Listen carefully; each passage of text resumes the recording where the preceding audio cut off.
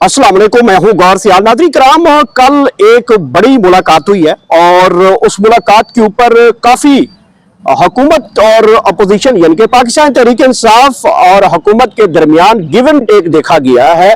और कल इमरान खान ने एक बहुत बड़ा मैसेज दिया है पूरी दुनिया के लिए, खसूसी तौर पर जब मुस्लिम उम्मा के दरमियान एक अमन मुआहदा होने जा रहा था तो इमरान खान साहब ने सलमान सफदर से तकरीबन बताया जा रहा है, कहीं 1 घंटा बताया जा रहा है, कहीं 2 घंटे इस मुलाकात के बाद जो है वो आज का जलसा यानी कि 9 अप्रैल जो लियाकत बाग में जलसा होना था वो मुलतवी किया है।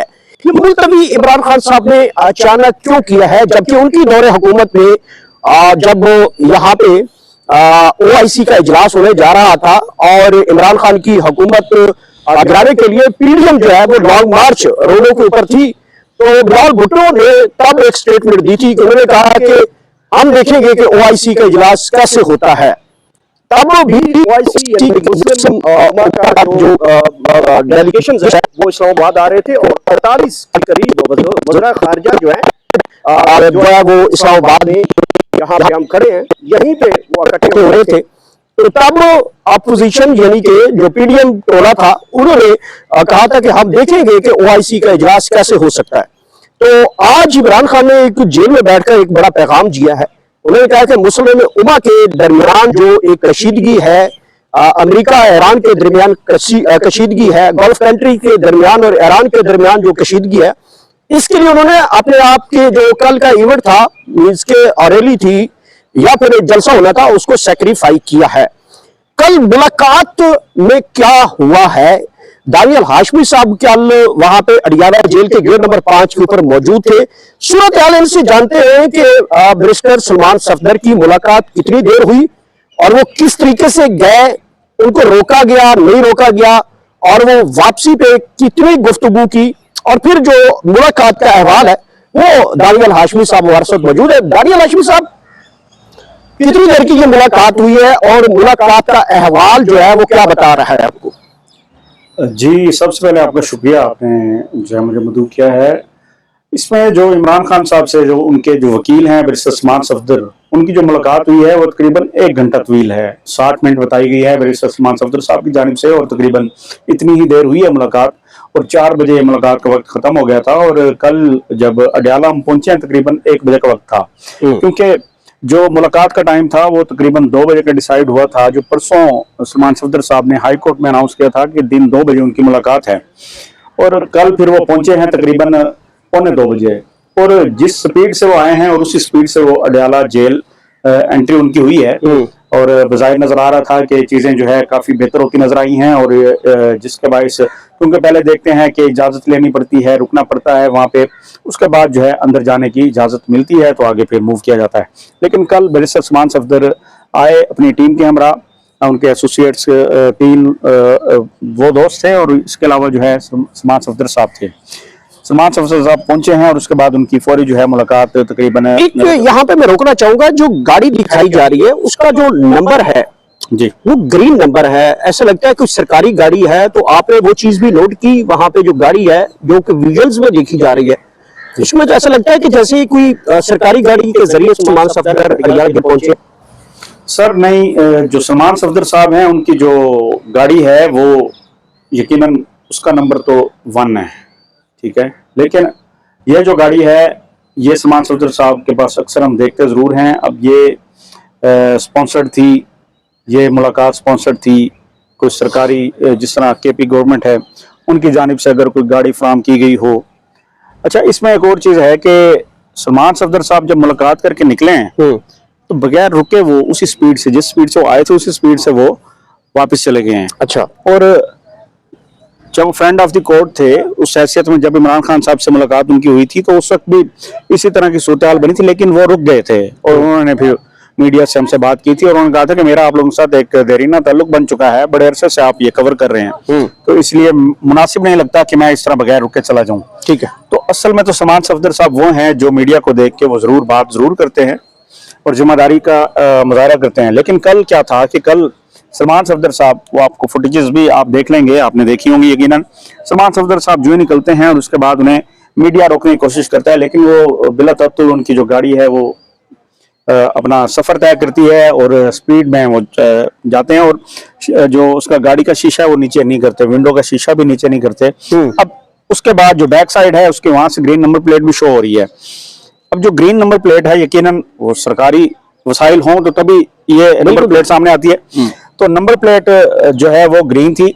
अब ये तय करना मुश्किल है कि वो कहाँ से उनको सहूलत फराम की गई है, ये केपी गवर्नमेंट की जानिब से की गई है या कहीं और से उनको फेवर हासिल हुई है। क्योंकि अगर हम लॉ ऑफिसर्स की भी बात करें तो जो ग्रीन नंबर प्लेट की गाड़ी है वो फराम की जाती है जो अटॉर्नी जनरल हों, जो प्रोसिक्यूटर्स होते हैं, जो सरकारी सतह के जो अफसरान होते हैं, लॉ अफसरान होते हैं, उनको फराम की जाती है। लेकिन कल समान सफदर साहब जो है ऐसी गाड़ी पे थे, और ये जिस तरह उन्होंने शीशा नीचे नहीं किया तो मुझे तो यूं गुमान हो रहा है कि जैसे गाड़ी में कोई और भी मौजूद था।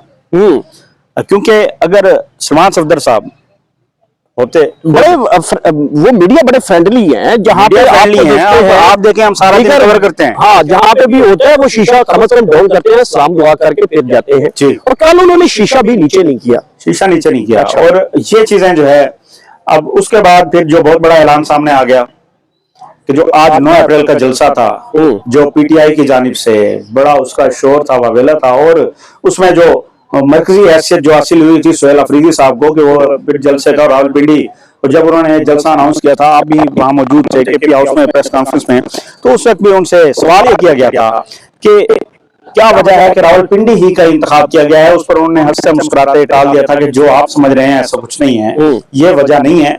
लेकिन सुहेल अफरीदी साहब ने कहा था कि जहां हमें रोका जाएगा हम वहीं पर अपना एहतजाज रिकॉर्ड करवाएंगे, वहीं पर जलसा हो जाएगा। लेकिन वो जलसा जो है, अब ये जो अमेरिका ईरान कशीदगी मशरिक़ वस्ता के हालात जिस तरह नॉर्मल होने जा रहे हैं, जंग बंदी के हवाले से जो वफाकी हुकूमत जो है इस वक्त मसरूफ अमल है। दानियल हाशमी साहब यहाँ पे रुकना चाहूंगा, आपको पीछे 2022 में ले चलते हैं। यही दिन थे जब इमरान खान की हुकूमत गिराई गई थी, तो जो OIC का इजलास वो बुलाया जा रहा था, 48 के करीब वज़राए खारजा थे, और तब PDM जो कि आज हुकूमत के अंदर है, जिसमें फजल रहमान आज शामिल नहीं है लेकिन तब वो उनके साथ थे, तो हमने देखा था कि वो इस्लामाबाद की तरफ उन्होंने मार्च निकाला हुआ था। ऐसे ही है। और इमरान खान ने उनको बार बार रिक्वेस्ट की थी कि मुस्लिम उम्मा का एक इवेंट है, OIC का इजलास है, 48 के करीब वज़राए खारजा आ रहे हैं, तो आप इसको पोस्टपोन कर लें जी। तो तब आपको याद है वो वर्डिंग मौलाना फजल रहमान साहब की और बिलावल भुट्टो की वर्डिंग जो मैंने आपको इंट्रो में बताई है कि हम देखते हैं कि कैसे OIC का इजलास यहाँ पे होता है। और इमरान खान साहब ने तब भी कहा था कि मेरी हुकूमत को अमेरिका जो है वो गिराने जा रहा है और ये हो रहा है। तो तब चूंकि उस टाइम उनकी जो नंबर गेम थी वो पूरी हो चुकी थी, और बिलावल भुट्टो ये सोच रहे थे कि शायद अगर मुझे डिले किया तो मेरे हाथ से गेम निकल जाएगी। जरदारी साहब उसके पीछे सबसे ज्यादा उस वक्त की जो रजीम चेंज हो रही थी या फिर वोट ऑफ नो कॉन्फिडेंस किया जा रहा था, तो उस टाइम जब वो OIC का इजलास हो रहा था उस टाइम PDM ने ये इस तरह का जो मुजाहरा नहीं कर सकी। क्या समझते हैं कि इमरान खान साहब ने अपना, जब वो हमेशा जब भी कोई ऐसा डेलीगेशन होते हैं, चाइना का सदर आया था तो इमरान खान 2014 में यहाँ डी चौक में बैठे थे, धरना दे रहे थे, तब हुकूमत ने कहा था उठ जाए, इमरान खान भी नहीं उठा था तब। लेकिन इमरान खान के इस जो मुजाहरा उन्होंने किया है उम्मत मुसलमान के दरमियान, जो एक वार के ऊपर अब अमन का मुआहदा होने जा रहा है, इमरान खान ने अगर ये इस तरह की स्टेटमेंट दी है तो आप एज ए साफी इसको किस नजर से? मैं तो ये कहूंगा कि देखें, सबसे पहले तो ये बड़ी खुशाइन बात है कि इमरान खान साहब ने बालिग नजीर का मुजाहरा किया है, और जो बिलावल भुट्टो हैं वो एक बार वजीर खारजा जरूर बने हैं लेकिन उन्हें हुकूमत के जो उतार चढ़ाव हैं उससे वो ना वाकिफ हैं। वो सदर जरदारी साहब के जरूर बेटे हैं, साबिक वजीर आजम बेनजीर भुट्टो साहिबा के वो साहबजादे जरूर हैं, लेकिन वो कहा जाता है ना कि जिस तन लगे कोई तन जाने, जिस पे गुजरती है वो जानता है कि इस मौके की अहमियत क्या है। इमरान खान चूंकि वजीर आजम रह चुके हैं और उनके दौर में भी एक बड़ा एक इवेंट मुनक्किद हुआ, और उस दौरान बिलावल भुट्टो ने तो ना समझी का मुजाहरा किया और इस तरह की अनाउंसमेंट दी, लेकिन जबकि जो इमरान खान है वो वजीर आजम थे और उन्हें पता था कि इस मौके पे कि इसकी क्या अहमियत है, आलमी सतह पे इस वक्त क्या अहमियत है। इमरान खान ने हमेशा अगर कोई कोशिश की है, अमन के लिए कोशिश की है, और वो कभी भी नहीं ऐसा हो सकता कि इमरान खान अमन कोशिशों को सबोताज करने की कोशिश करें। तो ये वजह है कि इमरान खान ने ये जो पोस्टपोन करने का एक इंतहाई जबरदस्त इकदाम किया है, ये काबिल तहसीन है। अच्छा, जो मुलाकात हुई आपसे, सलमान सफदर साहब जो है वो गाड़ी भगा के लेकर चले गए और उसके बाद जो अचानक ऐलान आ जाता है कि खान साहब ने ये पोस्टपोन किया है जलसा जो है, जी तो ये जो मुलाकात हुई है उसके बारे में जो सलमान सफदर का ट्वीट है वो भी आप मुझे कुछ बता रहे थे। क्या समझते हैं कि मुलाकात का जो अहवाल है सलमान सफदर का ट्वीट वही सारा कुछ बता रहा है, वो है क्या? सर देखें, ट्वीट में तो उन्होंने जिक्र नहीं किया कि जलसा मुलतवी या कोई इस तरह का, लेकिन बैरिस्टर गौहर साहब ने कल पार्लियामेंट हाउस में यहाँ अनाउंस किया। उन्होंने बताया कि चीफ विप आमिर डोगर के जरिए उनको पता चला, उनको कॉल मौसूल हुई और उन्होंने कहा कि इमरान खान साहब ने जलसा मनसूख करने का ऐलान किया है। नाज़रीन को यहाँ पे मैं थोड़ा सा रोकूंगा क्योंकि बारिश भी हो रही है और मुझे लगता है कि कैमरे के लेंस के ऊपर जो बारिश के कतरे वो गिर रहे हैं। अगर वीडियोस में कोई ब्लरिंग हो तो माजरत चाहते हैं। जी जी, तो इसमें इमरान खान साहब ने जो मैसेज दिया वो इंतहाई जिम्मेदारी का मुजाहरा किया। और इससे कबल हम देख रहे थे कि तलाल चौधरी ने भी परसों एक स्टेटमेंट दी थी। उन्होंने कहा था कि जी देखें, इमरान खान साहब ने इस वक्त जो है जिम्मेदारी का मुजाहरा किया है, और बल्कि उनके जो सीएम हैं वजीर आला सुहेल खान अफरीदी ने भी जिम्मेदारी का मुजाहरा किया है। तो वफाकी हुकूमत ऐसे लग रही थी पीटीआई की तर्जुमान बन गई है। इसका मतलब ये भी हो सकता है कि ये चीजें पहले से तय कर दी गई थी कि ये जलसा नहीं होगा। जब से अनाउंस हुआ कि 10 अप्रैल को यहाँ पे एक मेगा इवेंट होने जा रहा है, तो क्योंकि एक दिन पहले तलाल चौधरी साहब ने कमेंट किया इस पर, उन्होंने मीडिया से गुफ्तगू में कहा कि जिम्मेदारी का मुजाहरा किया गया है और इस तरह करना चाहिए। तो इमरान खान साहब ने जो ट्वीट के जरिए जो चीजें सामने आई है सलमान सफदर साहब के, वो उन्होंने बताया है कि क्योंकि उनका जो मुलाकात का मकसद था वो था कि जो 190 मिलियन पाउंड केस है उसमें जो सजा मुअत्तली और अपील, इन दोनों मामलों पर डिस्कस करना था कि उन्होंने किस हवाले से बहस करनी है, दलाइल देने हैं और ये केस फाइट करना है, उस वाले से जाते हैं क्योंकि बारिश चूंकि ज्यादा हो रही है। लास्ट के लिए मुझे ये बताइएगा, आज भी जुमेरात है, आज भी मुलाकातों का दिन था और पीटीआई के लोग वहां पे भी गए। कल दरवाजे खुले बगैर किसी नॉन स्टॉप के 5 नंबर गेट से गाड़ी जो है 100 समझता हूँ 20-30 की रफ्तार से तो गई है ना जी। आज वो मुलाकातें नहीं हो पाई। सर देखें, आज तो हमेशा हस्पे साहब का अगर हम बात करें तो मुलाकातें तो पहले भी बंद ही रहती हैं। अब जो समझते हैं कि हुकूमत ने सिर्फ और सिर्फ ये दरवाजा खोला था कि जलसा जो है ये इवेंट को कैंसिल करवा लेते हैं और बाद में देखा जाएगा। सर इसमें जो बैरिस्टर सलमान सफदर हैं वो तो जब भी गए हैं मुलाकात के लिए, उनकी मुलाकात हुई है और उनकी टीम भी, जब उनके टीम मेंबरान भी जब गए तो उनकी मुलाकात हुई है। बैरिस्टर सलमान सफदर साहब के हमने देखा कि मंगल के रोज भी ऐसे मामलात हुए हैं कि मंगल के रोज भी कोई चीजें अगर साइन करवानी थी, कोई वकालतनामे, तो उनकी टीम के लोग वहां पहुंचते थे और उनके साइन भी हो जाते थे। ठीक है, बैरिस्टर सलमान सफदर जो है वो एक जिम्मेदार वकील हैं और इमरान खान के जो मरकजी वकील हैं केसेस में, आपको भी पता है कि वही हैं। तो इसमें हुकूमत उनको सहूलतकारी तो फ्राहम कर रही है ताकि जो है इमरान खान साहब के पास ये जवाब ना रह जाए कि मेरे केसेस के हवाले से।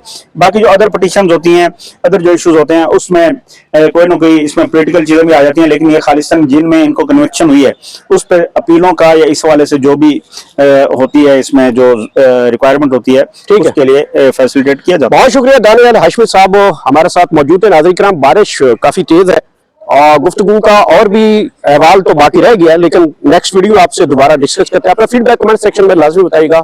इजाजत दीजिए, अल्लाह हाफिज।